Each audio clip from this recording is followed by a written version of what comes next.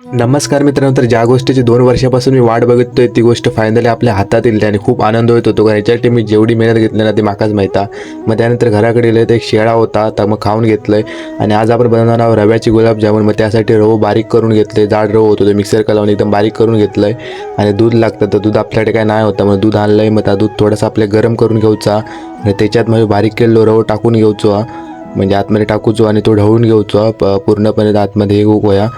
आणि मग त्याच्यानंतरच साखर होती आपल्याकडे, पण ती पिठी साखर नाही होती, त्याच्यामुळे ती साखर पण मिक्सर लावून घेतली आणि मग त्याची पिठी साखर करून घेतलं आहे. आणि वरतून थोडासा डालडा टाकून घ्यायचा आणि त्याच्यानंतर या सगळ्या मिश्रण आपल्याला मिक्स करूचा.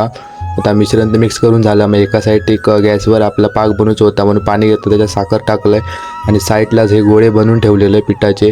आणि मग त्याच्यानंतर कढईसुद्धा तापत ठेवलं आहे आणि मग सगळे आतमध्ये गुलाबजाम टाकलं, म्हणजे रव्याचे केलेले होते, आपल्याकडे दुसरं काय पीठ नाही होतं. तर आज बघूच होतं कसे होतात ते.